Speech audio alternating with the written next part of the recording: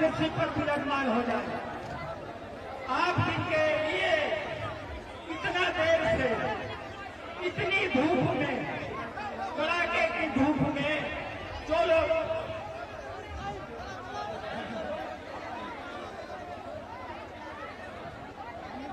जो भी हमारे दूर दराज से आए हुए, हेलो, मैं आपसे निवेदन करता हूं, मैं जिला का अध्यक्ष जोगेंद्र सिंह, मैं भी नहीं बोलूंगा, जिला के कोई पदाधिकारी नहीं बोलेंगे, समय कम है, सबको माफी में मांगता हूं। मैं तुरंत प्रशांत किशोर जी से निवेदन करूंगा, आप मंच में आकर के मेरे बहनों भाई को बहुत पहले से यहाँ पर आए हैं, मैं इनका आपसे निवेदन करता हूँ, पीछे बढ़वाएंगे और प्रशांत किशोर जी अभी सभी से निवेदन आता है, थोड़ा बढ़ जाइए, थोड़ा साइड हो जाइए, साइड हो जाइए, साइड हो जाइए। सदाब भाई, सदाब भाई, सदाब भाई,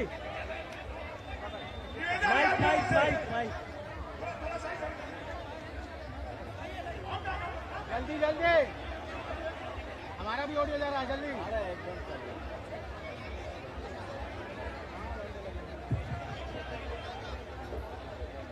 प्रशांत किशोर जी का स्वागत हो रहा है, जोरदार तालियों से एक बार भगवान जी को धन्यवाद करिए, जोरदार ताली बजाइए।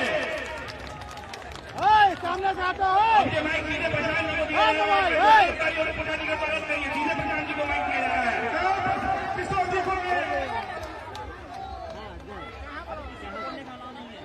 DSLR, कैमरा, हेलो, हो गया, मोबाइल, कैमरा,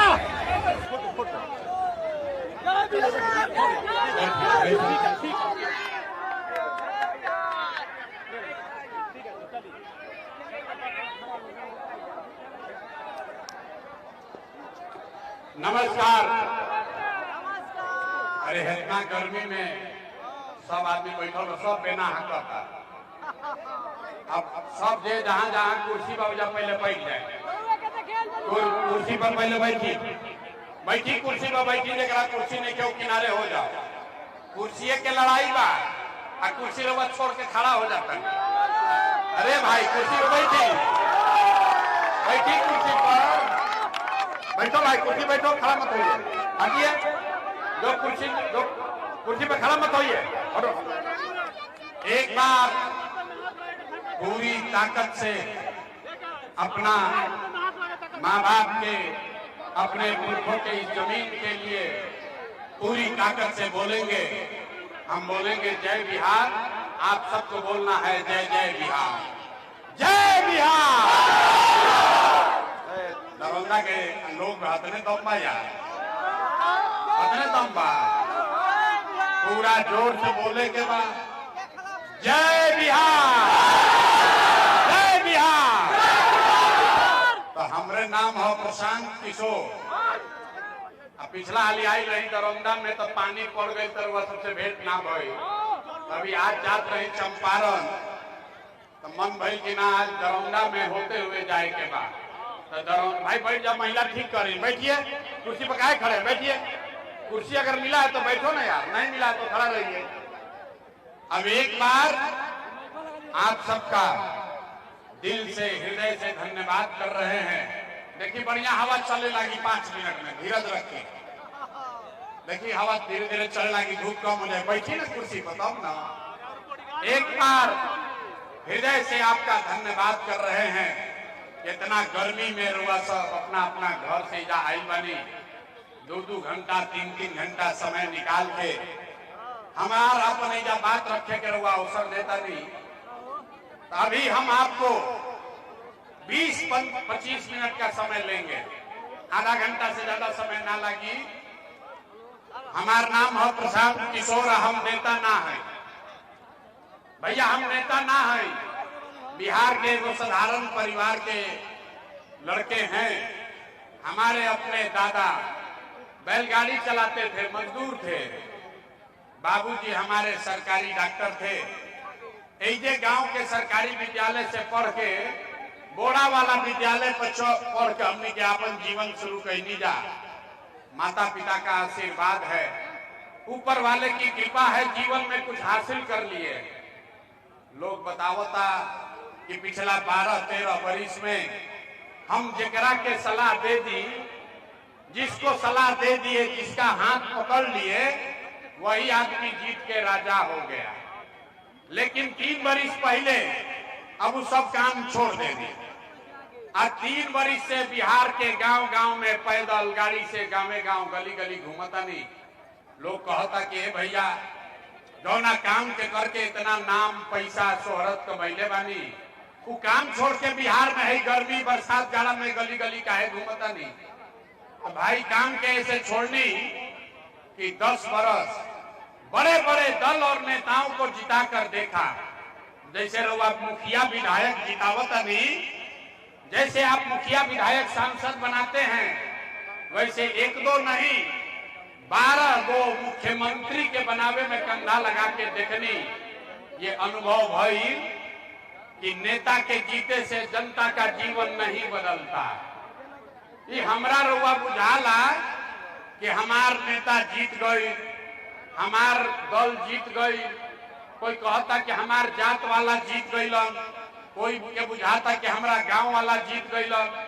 अरे भाई जे जीत गई वो जीत के हेलीकॉप्टर पर गई, और रउआ और लड़का जहां रही वही रह गई। तो हमरा ये अनुभव भई, अरे भाई भगवान अगर हमरा के शक्ति बुद्धि देले बाड़न कि जेकरे के सलाह देता नहीं ओकर जिंदगी बदल जाता, तो नेता दल के तो बहुत सलाह दे देनी। एक बार चल के बिहार के जनता के हाथ में पकड़ता नहीं, रउआ के सलाह देता नहीं, ताकि आपका जीवन बदले और आपके बच्चे भी जीत कर आए। हम वोट ना मांगी, रउआ इजा आइल बानी, इस सोच के आए हैं आप यहाँ पर कि कोई नेता हम कहियन की जन सुराज एगो नया दल बनल बा, सब लोग स्कूल के बस्ता छाप पर वोट दी ही जाता, हम आई तो सब राउर काम करो। तो हम वोट मांगबे ना करी, वोटे ना मांगी। हम 3 वर्ष से वोट नहीं मांगते। रउआ कहो कि भैया वोट काहे ना मांगी, ऐजा तो राजनीतिक सभा बा, वोट काहे ना मांगी।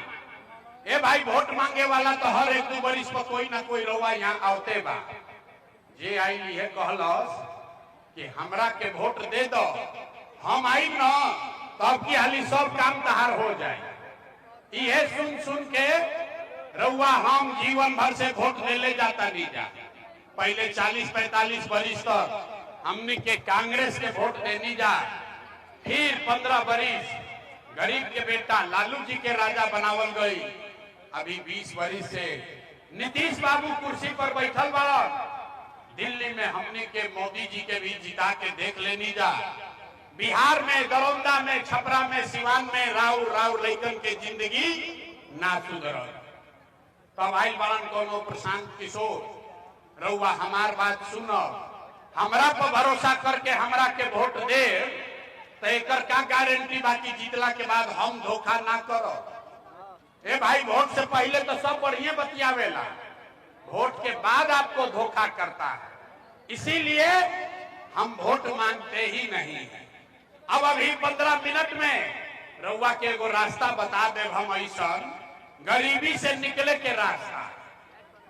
वो रास्ता अगर आप सीख जाइए तो फिर जेकरा के मन होके ओकरा के जाके वोट दे दी।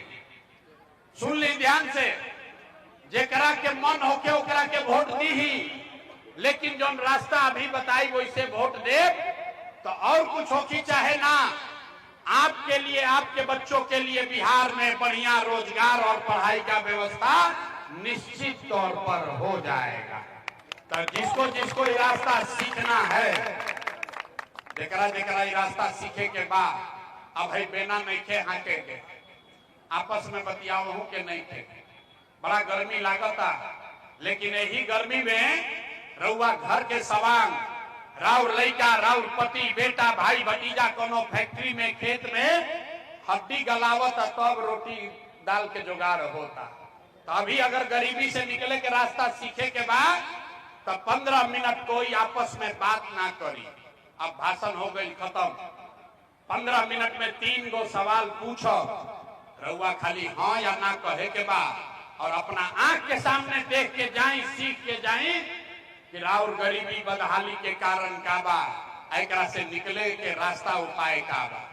हमरा बात पर भरोसा नहीं के करे के, सबके अपना से समझे के बाद, आंख से देखे के बाद तब आगे बढ़े के बाद।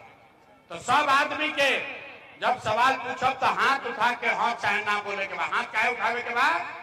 काहे से कि हाथे में सब कहानी बा। जेकरा के हाथवा से बटन दबाई उहे राजा बनी। तो सब आदमी एक बार हाथ उठाकर बताएगा। आपके गांव पंचायत में, दरौंदा में, सिवान में और कुछ हो या न हो, आप सभी के बच्चों के लिए, आपके लिए बढ़िया पढ़ाई या रोजगार का व्यवस्था होना चाहिए कि नहीं होना चाहिए? आप सबके उठे के बाद खड़ा बा, पीछे पेड़ के तरह सुस्ता ताड़, सबके हाथ उठावे के बाद हाथ उठाकर बोलिए होना चाहिए कि नहीं होना चाहिए? होना चाहिए कि नहीं होना चाहिए? होके के चाहिए। ये भाई दरौंदा सिवान के आदमी कितना समझदार वाला। सब आदमी बिना सिखैले अपने कहता कि ना भैया कुछ होके चाहे ना, पढ़ाई रोजगार तो हो कहीं के चाहे। हम ना सिखैनी। रउआ चाहे पढ़ल लिखल बानी की अनपढ़, अगड़ा बानी की पिछड़ा, महिला है या पुरुष, अमीर है या गरीब, युवा है या बुजुर्ग, हिंदू या मुसलमान, सबने कहा कि न भैया पढ़ाई या रोजगार तो हो कहीं के चाहे। इतना बात तो सबसे बुझाता कि अगर राउर लड़का के रउआ अगर बढ़िया रोजगार हो जाए, पढ़ाई हो जाए, तो कोई मुखिया बने, कोई विधायक बने, लालू बनस, नीतीश बनस, मोदी बने, प्रशांत किशोर बने, अगर आपके बच्चे के लिए बढ़िया पढ़ाई रोजगार हो जाए तो आपका जीवन सुधर जाएगा। अब देखिए आपके बदहाली का, बिहार के बदहाली का कारण आपको दिखाते हैं। सब आदमी एक बार अपने अपने बच्चों का चेहरा याद कर लीजिए। सब आदमी अपन अपन लड़कन के चेहरा तनी याद कर लीजिए और अपने बच्चों के नाम पर ईमानदारी से बताइए, आप में से किसने जीवन में एक बार भी अपने बच्चों के पढ़ाई रोजगार के लिए वोट दिया है? देखिए कैसे चुप, दरौंदा के 10,000 आदमी कैसे चुप लगाई बात। अभी कितना जोर से बोलनी है, ए भैया पढ़ाई या रोजगार होना चाहिए। अरे बाप रे बाप, ऐजा बैठ के गर्मी में कोई मुखिया के गरियावता, कोई लालू के, कोई नीतीश के, कोई मोदी के, कोई कांग्रेस के। अरे भाई रउआ तो अपना लड़का के पढ़ाई रोजगार खातिर आज तक वोटे ना देनी, तो दूसरा के दोष काहे देता नहीं? अब कोई खड़ा होके कही ए भाई हमनी से तो कोई पढ़ाई रोजगार खातिर वोट मांगे अबे ना कही, एकर का गारंटी बा कि पढ़ाई रोजगार खातिर वोट दिहल जाई तब मिली? बिहार में तो सब नेता चोरे बा, कौना नेता के वोट दिया तो पढ़ाई रोजगार मिली? हमरा से लिख के ली, वोट केकरा के मन बा ओकरा के दे दी, पढ़ाई रोजगार मिलबे करी। हमरा बात पर भरोसा मत करी, 2 मिनट में जादू देखी, अपना आंख के सामने जादू देखिए कि आपके बच्चे को पढ़ाई रोजगार कैसे मिलेगा। सब आदमी के दूसर सवाल के जवाब देवे के बाद सोच कर बताइए, आज तक आपने जिस नेता को वोट दिया उन नेताओं ने आपका और आपके बच्चों का काम किया है कि नहीं किया है? बोले बनी हथवे में सब दम बा, हाथ उठाकर बोले के बाद हाँ कि ना, जोर से बोलिए किया है कि नहीं किया है? ए भाई जोर से बोले के बाद किया है कि नहीं किया है? नेता लोग आप लोग का काम किया है कि नहीं किया है? नेता सब आपका काम किया है कि नहीं किया है? हाथ उठाकर बोलो भाई किया है कि नहीं किया है? बात आगे ना बढ़ी, हाथ उठावे के पड़ी, हाथ उठाकर बोलिए किया है कि नहीं किया है? किया है कि नहीं किया है? पलटिया जमत भाई, सब लोग देख ले लो, पूरा जवार देख लो, सब आदमी कहा है। अभी जादू देखिए, अभी जादू देखिए आंख के सामने। सब आदमी कहल कि भैया जौना दल के नेता के वोट देनी जा, आज तक हमनी के कोई कामे ना कैल, तो अब रुआ जादू देखी, हम गिनवावे शुरू करता नहीं। सही बात बोलो तो जोर से हाँ बोले के बाद हाथ उठा के, आ गलत बोलब तो ना बोल दे, बात खत्म होई। रउआ दिखी कि रउआ रोजगार पढ़ाई कैसे मिली। सब आदमी सोच के बताई, पूरा दरौंदा में, पूरा सिवान बिहार में बहुत सारे लोगों ने 5 किलो अनाज के लालच में मोदी जी को, भाजपा को वोट दिया है। तो बिहार में चाहे जितना चोरी भ्रष्टाचार बा, 1 किलो चोरी करके 4 किलो अनाज ऐजा के आदमी के मिलता कि नहीं खे मिलो? बोले के बा मिलता कि नहीं खे मिलो? कल लेके डाल के मुंह से बोले के बाद मिलता कि नहीं खे मिलो? अरे नेता सब इतना खून चूस ले बड़ा सन की मुंह से आवाज नहीं खे। अरे 4 किलो अनाज मिलता कि नहीं खे मिलो? आपने हमने वोट दिया हिंदू मुसलमान बन के। सब हिंदू लोग कहल कि भैया हमार दशा कुछ होके पहले अयोध्या में राम जी के मंदिर बने के चाहिए। तो रउआ गांव में नाली गली ना बनल, स्कूल अस्पताल ना भई, आपको इंदिरा आवास नहीं मिला, लेकिन आपके वोट से अयोध्या में राम जी का मंदिर बना है कि नहीं बना है? हाथ ना उठल, मंदिर बना है कि नहीं बना है? अब की हाली जवाब न दीजिएगा तो माइक रख के चले जाएंगे। रउए गर्मी नहीं के लागत, गर्मी हमरो लागत है। सब आदमी को बोलना है मंदिर बना है कि नहीं बना है? आपने हमने वोट दिया नीतीश कुमार को। कई आदमी कहल भाई मोदी के ना दे, हम तो नीतीश के दे। नीतीश के राज में है बिजली पानी सड़क भइल बा। लालू के राज में बिहार में बिजली सड़क ना रहे, तो नीतीश के राज में इसी भ्रष्टाचार वाले बिहार में बिजली का बिल 1000 आए चाहे 2000, घरे घरे बिजली आया है कि नहीं आया है? आया है।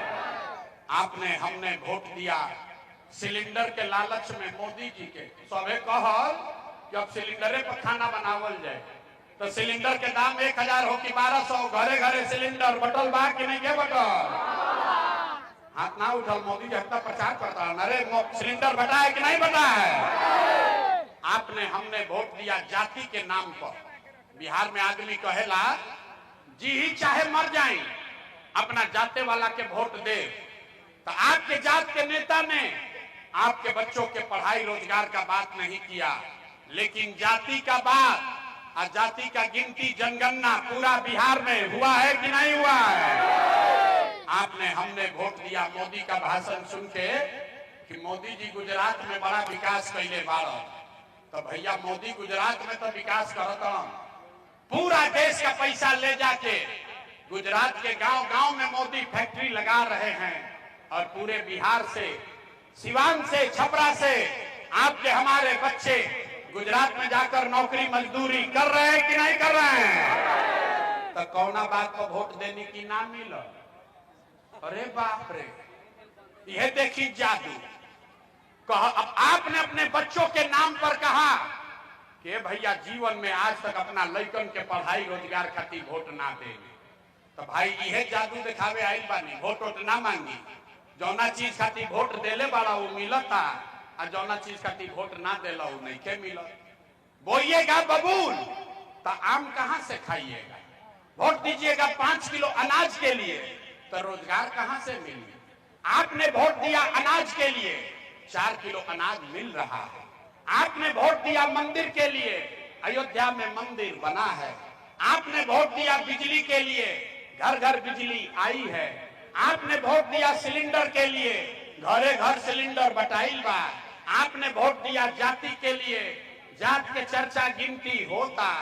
आपने वोट दिया गुजरात के विकास के लिए, गुजरात में फैक्ट्री लग रहा है।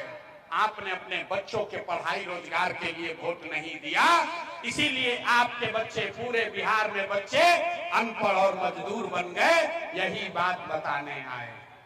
वोट ना मांगी, वोट ना मांगी। ताली बजावे का भी समय नहीं किया है, अभी आई 5 मिनट में। वोट ना मांगी, गांव गांव जाके 3 बरिस हो गई घर परिवार छोड़ के गांव गांव गए, 5000 गांव पैदल गए, लोगों को हाथ जोड़ रहे हैं। एक के बात बतावता नहीं। अरे भाई, अगर आप अपना और अपने बच्चों का चिंता नहीं करोगे तो दुनिया में कोई नेता, कोई दल आपके बच्चों की चिंता नहीं करेगा। काहे करी रे भाई? जब रउआ अपन लड़का के चिंते नहीं थे तो हम लालू, नीतीश, मोदी रउआ लड़का के चिंता काहे करी? हमरा बात पर भरोसा नहीं थे तो अपना आंख से देखी कि रउआ लड़कन के चिंता बाकी ना। अंतिम सवाल, इसके बाद आपको गरीबी से निकलने का मंत्र सिखाएंगे। सब आदमी सोच कर बताइए, सब आदमी के बतावे के बाद हाथ उठा के और कुछ होके चाहे ना रोआ, सबके अपन अपन लइकन के चिंता बा कि ना, अथवा उठाई तबे ना बुझाई बा कि ना। जोर से बोली, जोर से बोलिए, अपने बच्चों की चिंता है कि नहीं है?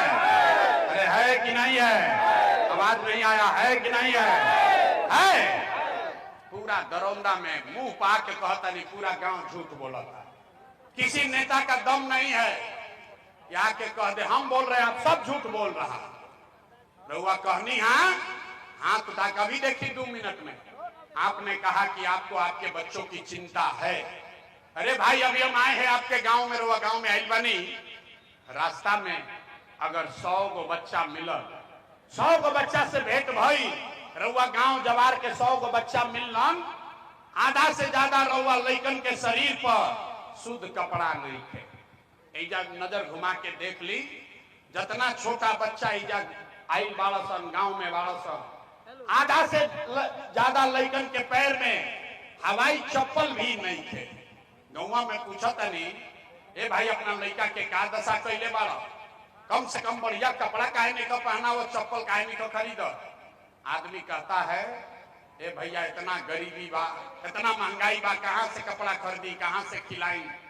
तो मेरे भाई, जिन नेताओं ने आपको लूट कर ऐसा हाल कर दिया कि आपके बच्चों के शरीर पर कपड़ा नहीं, पैर में चप्पल नहीं, खाने के लिए भरपेट भोजन नहीं, बच्चा आपका बीमार पड़ता है तो उसको दवा डॉक्टर अस्पताल नहीं, वही नेता अभी 4 महीना में आई वोट मांगे तो जितना लोग हाथ उठाए थे, कोई जाति के नाम पर, कोई हिंदू मुसलमान के नाम पर, कोई मंदिर मस्जिद के लिए, कोई नाली गली के लिए, कोई 500 रुपया के लिए, कोई मुर्गा भात के लिए, कोई लालू के डर से मोदी, मोदी के डर से लालू का नारा लगाकर इसी हाथ से उसी नेता को बटन दबा के राजा बनाओगे। और यहाँ कहता है कि बच्चों के लिए बड़ा चिंता है। अरे भाई, अपना बच्चा के नाम पर झूठ बोलता नहीं तो राउर दुर्दशा ना हुई तो केकर दुर्दशा हुई। लइकन के चिंता क्या होला, तनी देखी एक बार लालू जी के, लालू जी से सीखी। लालू जी के अपना लड़का के चिंता बा। लालू जी का लड़का 9वां पास नहीं किया, लेकिन लालू जी को चिंता है कि हमारा लड़का बिहार का राजा बने। हम ये बात कहता नहीं तो कुछ आदमी के बुझाता कि लालू जी के शिकायत करता ना, हम तो भाई लालू जी के तारीफ करता नहीं। लालू जी इतना अच्छा बाप पढ़ल, लड़का 9वां नहीं थे पास कैले, लेकिन चाहता कि हमार लड़का बिहार के राजा बनो। और रउआ अपन दशा देखी, घरे घर राउर लड़का मैट्रिक पास कर लेलस, आईए बीए कर लेलस, ओकरा चपरासियों के नौकरी ना मिलल, लेकिन रउआ ओकर कोई चिंता नहीं। रउआ तो जात के झंडा उठा के घूमता नहीं।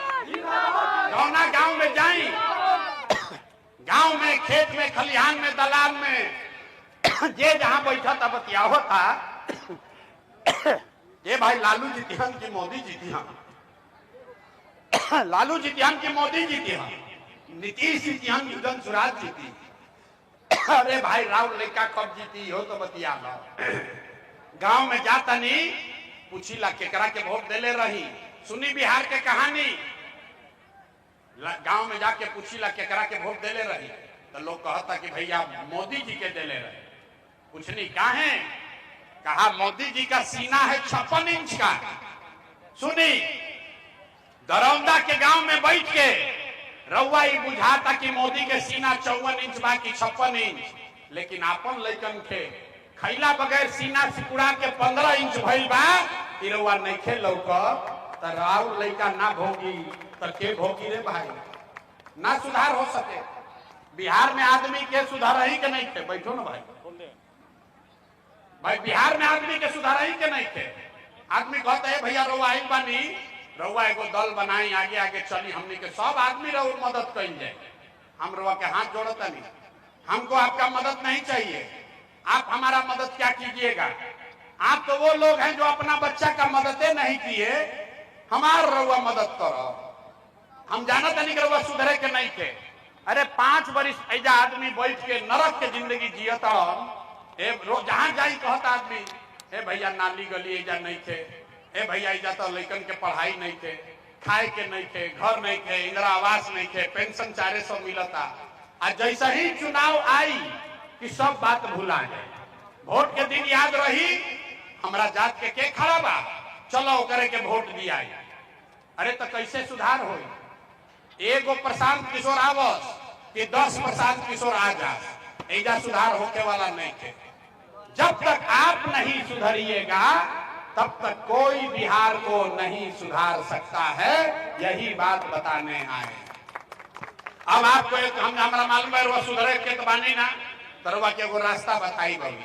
ओकरा बाद 2 मिनट में अब गरीबी से निकले के एगो मंत्र सीखे के बाद सब आदमी अगर बात ठीक बुझाए तो एक संकल्प ली, अगला बार जब वोट देवे जाई तो जरा के मन हो वोट दी। लेकिन जिन नेताओं ने बिहार को लूटा है, जिसने आपको इतना गरीब अनपढ़ बेरोजगार बनाया है, जिसने आपके बच्चों के पेट पर लात मारा है, वो आपके दल का है या जात का, आपके गांव का है या आपके झंडा का, उसको वोट नहीं देना है। तो जरा जरा बतवा बुझाता तनी हाथ उठाई तो दोनों पीछे तक जब आप पेड़ के नीचे बैठ के ठंडा खाता हूं उनको हाथ उठावे के बाद और जोर से बोले के बाद जिन नेताओं ने बिहार को लूटा है उसको वोट देना है कि नहीं देना है? जोर से बोलिए, देना है कि नहीं देना है? रउआ जात को हम तो देव कि ना दे? हिंदू मुसलमान करेगा तो दीजिएगा कि नहीं दीजिएगा? आके 2-2 रुपया बटियान तो देव कि ना दे? 2000 रुपया दी तो वो ना दे? जोर से बोलिए, दीजिएगा कि नहीं दीजिएगा? नहीं दीजिएगा? बड़ा पूर्वक आदमी बड़ा। अरे भाई 2000 रुपया नेता लाके दी ही तो पैसा लेवे के बाद काहे लेवे के बाद समझ ली। आप बताइए 5 बरस राशन कार्ड बनाने में पैसा लिया है कि नहीं लिया है? जोर से बोली, राशन कार्ड बनावे में घूस लागल बा कि नहीं के लागल? जाति प्रमाण पत्र बनाने में पैसा लगा है कि नहीं लगा है? थाना में FIR करे जाता नहीं तो पैसा घूस लागता कि नहीं के लागल? बिजली के बिल गलत आवता कि नहीं के आवता? घर घर गांव गांव शराब बेचाता कि नहीं के बेचा? सब महिला लोग बताइए, गांव शराब बेचाता कि नहीं के बेचा? जोर से बोले के बाद शराब बेचाता कि नहीं के बेचा? बेचाता। अरे तो 5 दाखिल खारिज करे में CO BDO लूट रहा है कि नहीं लूट रहा? तो आप ही का पैसा 5 वर्ष लूटा है। अब भोटवा के समय आके 1000 रुपया दी ही तो अपने पैसा बा ले लेवे के बाद, लेकिन लेला के बाद एक संकल्प, एक मंत्र, गरीबी से निकलने का मंत्र याद रखना है। इस बार जब वोट देने जाइए जीवन में एक बार संकल्प लीजिए, इस बार वोट किसी नेता के लिए नहीं, जाति के लिए नहीं, धर्म के लिए नहीं, किसी दल के लिए नहीं, नाली गली के लिए नहीं, 5 किलो अनाज के लिए नहीं, हिंदू मुसलमान के लिए नहीं, लालू नीतीश मोदी प्रशांत किशोर के लिए नहीं। जीवन में एक बार वोट, इस बार वोट सिर्फ और सिर्फ अपने अपने बच्चों के लिए देना है, अपने बच्चों के पढ़ाई और रोजगार के लिए देना है। ताली नहीं के बजावे के, ताली नहीं के बजावे के, नारा मत लगाओ, नारा मत लगाए। हाथ उठाइए, मुट्ठी बांधिए और संकल्प लीजिए। मुट्ठी बांधने के बाद हाथ उठाकर संकल्प लीजिए, अपने बच्चों के लिए वोट देना है कि नहीं देना है? अपने बच्चों के लिए वोट देना है कि नहीं देना है? आधा आदमी के नाम बुझाई के बच्चा के लिए वोट देवे से का होई? हम बताओ तनी का हुई? जादू देखी रउआ मोदी के चेहरा देख के वोट देनी तो चाय बेचे वाला मोदी देश के राजा हो गई। आपने लालू का चेहरा देखकर वोट दिया तो भैंस चरावे वाला लालू यादव बिहार के 30 वर्ष से राजा बाड़न। आपने नीतीश का चेहरा देखकर वोट दिया तो वैद का लड़का नीतीश कुमार 20 वर्ष से बिहार का मुख्यमंत्री है। एक बार हमारा बात मानिए, एक बार अपने बच्चों का चेहरा देखकर वोट दीजिए। आपके हाथ में, आपके वोट में इतना ताकत है, आपका बच्चा भी बेरोजगार नहीं रहेगा। बुझाता बात बुझा गई तो अब हाथ उठा के फिर से संकल्प ली। अब बताइए, अपना लड़कन खातिर वोट देवे के बाद कि नहीं देवे के? अपने बच्चों के लिए कि अपने जात के लिए? जोर से बोली, जात खाती कि अपना लड़कन खाती? ना आवाज ना आई। मुंह नहीं के कहने आदमी ना सुधरिए नहीं जा। जोर से बोला, बच्चन खाती की जात खाती। अगर अपना बच्चों के लिए वोट दीजिएगा तो क्या होई? तो दिवाली छठ के बाद राउर गरीबी खत्म होके शुरू हो जाएगी। इस बार जब आप दिवाली और छठ मनाइएगा, अगर रुआ झूठा संकल्प नहीं ले ले तो अब की हाली जब दिवाली और छठ मनाई तो आपके जीवन का, बिहार के बदहाली का ये अंतिम दिवाली और छठ होने जा रहा है। अब जिसको ताली बजाना है बजा लो। तब बजाए, तब बताइए कि कैसे। जोर से बजाइए ताली, तब बजाएंगे, तब बताइए कि कैसे गरीबी खत्म हो। छठ के बाद क्या हुई? छठ के बाद जब ये जनता का राज बनेगा तो इसका पहला संकल्प है, नाली गली बने चाहे मत बने, स्कूल अस्पताल जब बनी तब देखल जाए, लेकिन साल भर के अंदर, याद रखी, साल भर के अंदर जितना राउर घर के सवांग बेटा भाई भतीजा लोग गई बा बहरी नौकरी मजदूरी करे, ओकरा जौन जौन लड़का लड़की पढ़ के जा बेरोजगार बैठल बा, ओकरा सरकारी नौकरी मिलो चाहे मत मिलो, लेकिन सभी के लिए कम से कम 10 से 12 हजार रुपया के रोजी रोजगार का व्यवस्था यही बिहार में साल भर के अंदर करके दे दिया जाए। होके के चाहिए? जोर से बोली, होके के चाहिए कि ना? या क्या आदमी के मुंह में आवाज नहीं थे? जोर से बोला, होके के चाहिए कि ना? होके के चाहिए? प्रशांत किशोर के बेटा के तिलक नहीं थे, ऐजा से उठ के जाए के बाद और अपना अपना पति के बेटा के भाई के सवांग के बोले के बाद, ए बचवा अब की हाली दिवाली में छठ में जब घरे आईब, अब की हाली दिवाली और छठ में जब घरे आईब तो 10-12 हजार रुपया के रोजी रोजगार मजदूरी खाती अब घर परिवार बिहार छोड़ के बाहर ना जाए के पड़ी। बुझा गई? बुझा गई? ऐसे राहत हो ना, सुविधा हो जाए ना। दूसरा बात, जिसका उम्र 60 वर्ष से ज्यादा है, रउआ घर में 60 वर्ष से ज्यादा उम्र के जे रहता, ओकरा के नीतीश कुमार देता 400 रुपया भीख जैसन पेंशन।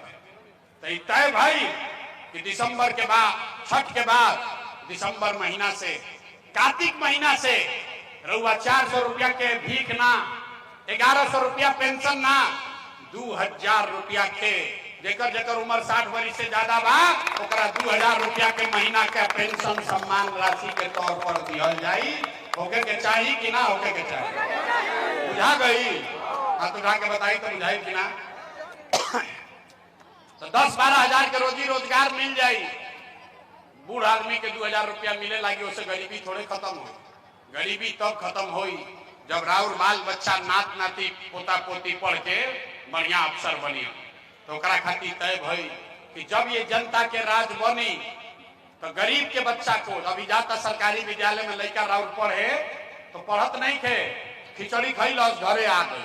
तो तय भाई कि दिसंबर महीना से जब तक सरकारी विद्यालय नहीं सुधरेगा, आप अपने बच्चा को, नाती पोता को प्राइवेट स्कूल, अंग्रेजी स्कूल में भेजिए और स्कूल भेजने का फीस और खर्चा सरकार की ओर से दिया जाएगा ताकि गरीब से गरीब का बच्चा भी अंग्रेजी स्कूल में पढ़ सके। अब हथवा उठा के अपना लड़का का ताली तो बजा ला ताली नहीं के बजा, अपना लड़कन खाती तालियों नहीं के बजा, सुधार हो जाएगी। ये तीनों काम हो तो छठ के बाद जीवन बदली कि ना बदली? जोर से बोलिए, होगा, बदलेगा कि नहीं बदलेगा? तो सब पाठ पढ़ लेनी, अब परीक्षा देवे के बारी बात सोच के बताई, 5 किलो अनाज चाहिए कि लड़कन खाती रोजगार चाहिए? जोर से बोले के बाद परीक्षा में फेल नहीं क्या होके? 5 किलो अनाज चाहिए कि रोजगार चाहिए? अपना लड़कन खाती पढ़ाई चाहिए कि जात चाहिए? जात चाहिए कि पढ़ाई चाहिए? लालू नीतीश मोदी के राज चाहिए कि जनता के राज चाहिए? जोर से बोलिए, जिसको लालू चाहिए लालू बोलो, मोदी चाहिए मोदी बोलिए। झूठ बोलिएगा पकड़ लेंगे। सोच सोच सोच के बोलिए, लालू नीतीश मोदी का राज की जनता का राज? लालू नीतीश मोदी का राज की जनता का राज? झूठ नहीं ना बोल रहे हैं? तो नीतीश कुमार रैयन की जय हो। जोर से बोलो, जितना महिला लोग हैं सबके बोले के बाद, नीतीश कुमार रैयन की जय हो, नीतीश कुमार रैयन की जय हो, नीतीश कुमार रैयन की जय हो। मोदी आके कहियन कि नीतीश के वोट दे दो, तो दिया ही काहे ना दिया ही? अरे बड़ा पूर्वक आदमी है यार, समझो काहे नहीं दिलाएगा। अभी 2 मिनट में समझिए।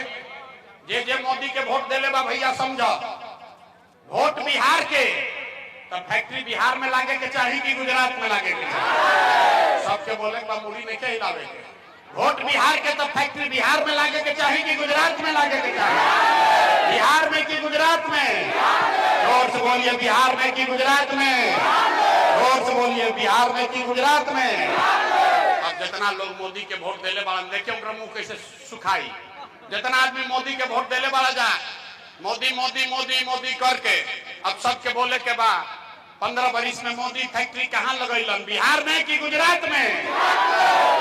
चुप मत होइए, मुंह बोले के बाद खोल के। मोदी फैक्ट्री कहाँ लगैलन? बिहार में कि गुजरात में?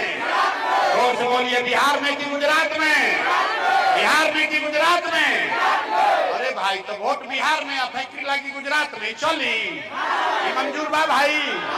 मंजूर है? नहीं है ना? हाथ उठाकर बताइए नीतीश, अब कोई मोदी कहने वोट दीजिएगा? हाथ उठाइए, झूठ मत बोलिए, कैमरा में रिकॉर्ड कराई। हाथ उठाओ भाई, मोदी कहने वोट दोगे? मोदी कहने वोट दीजिएगा? नहीं दीजिएगा? कितना दिन कल हिलाओ तो हम काहे कहे हम सुधर, हम तो ऐसा ही रहो, बेचो वैसा ही कुछ चाहिए। अभी 5 बरिस हो, सोच कर बोलिए, मोदी कहने वोट दीजिएगा? मोदी कहने वोट दीजिएगा? ए भाई मोदी कहला वोटे ना दे तो नीतीश कुमार तो गई लो रैयन की जई हम, रैयन की जई हम। जोर से बोलिए, रहेंगे कि जाएंगे? नीतीश कुमार रैयन की जई हम, सुनाई नहीं दे रैयन की जई हम। हाथ उठाकर बोलिए, रैयन की जई हम। टाटा बोलिए नीतीश कुमार को, रैयन की जई हम, रैयन की जई हम। नीतीश और मोदी गईलन तक के बचल, अब बच गए लालू। कोई के लालू के ललटेन चाहिए? भाई जोर से बोलो, लालू का ललटेन चाहिए। अब भारत रंगदारी चाहिए। अभी मोदी वाला बोलत रही तो बड़ा मजा आवत रहे, अब ललटेन वाला देखिए कैसे लुकाई बड़ा गया। ए भाई लालू के ललटेन चाहिए? जोर से बोलो, भारत रंगदारी चाहिए, भारत रंगदारी चाहिए। मार्केट चाहिए ना ना चाहिए? तो लालू नीतीश मोदी तीनों चल गए तक के बचा? कौन बचा? लालू नीतीश मोदी तीनों गईलन तो बच गई जनता। जोर से बोलिए, लालू नीतीश मोदी तीनों गईलन तक के बचा? जोर से बोलो, कौन बचा? आवाज नहीं आया, कौन बचा? कौन बचा? आवाज नहीं आया। लालू नीतीश मोदी तीनों साथ, कौन बचा?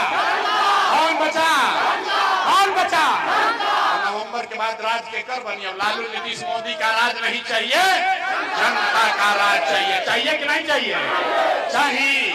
हाथ उठाएं और बोलिए, जय बिहार। जोर से नहीं बोले, जय बिहार, जय बिहार। आदमी सुन के कहता, ए भाई इतना बढ़िया बढ़िया बतियावत अपना खती का चाहता है, आदमी गच्चा में पड़ोगा। ए भाई ये सब नेता बा, कुछ अपना खातिर मंगबे ना कोई लोग, कुछ तो बात बा। कुछ आदमी कहता कि मुख्यमंत्री बने आई बा। अरे भाई आप तुमको ना जानते हैं, हम इतना छोटा सपना लेकर पैदा नहीं हुए। ये मुख्यमंत्री बने खातिर इतना पसीना नहीं की बहाव। ये पसीना इसलिए बहा रहे हैं, ये मेहनत इसलिए कर रहे हैं, ये सपना लेकर आए हैं। ये सपना लेकर आए हैं कि अपने जीवन काल में एक ऐसा भी दिन देखें जब हरियाणा पंजाब से, महाराष्ट्र गुजरात से लोग बिहार में सिवान छपरा में नौकरी मजदूरी करे आम, तब मानल जाए कि बिहार में विकास हो। मंजूर बा? होगा के चाहिए ना? हमरो से वोट मंगनी ना, पैसा चंदा ली ही ना। तो एक बार हाथ उठा के और कुछ ना, खाली जोर से हाथ उठा कर आशीर्वाद दीजिए। अगर बात ठीक बुझाई लोगे तो सबके आशीर्वाद देने के बाद अब जोर से बोलिए, प्रयास होना चाहिए कि नहीं होना चाहिए? बिहार में बदलाव होके के चाहिए कि ना होके के चाहिए? लालू नीतीश मोदी का झाड़ू मार कर हटाना चाहिए कि नहीं चाहिए? जोर से बोलिए, बिहार में बदलाव होना चाहिए कि नहीं होना चाहिए? जोर से बोलना है, बदलाव होना चाहिए कि ना होके चाहिए? तो करी ना प्रयास, करी ना प्रयास, करे ना प्रयास। और साथ बानो हाथ उठाकर बोलिए, आपका आशीर्वाद है ना? करे ना प्रयास। गांव गांव में बरुआ पानी ना हमारा खती खड़ा है ना? खड़ा प्रयास होगा ना? होके ना प्रयास? बोलिए, जय बिहार। 4 महीना में जीवन बदलने वाला है। अब जैसे ही झाड़ू से मार के हर जना के साफ कही जाए, लक्ष्मी घरे आवे वाला बा। सब लोग तैयार बा? सबे तैयार बा ना? एक बार तनी पेट से जोर लगा के बोल दी जय बिहार। पीछे जो रहता है सब महाराष्ट्र में रहते हो, हैं? तमाशा देखा था। जय बिहार।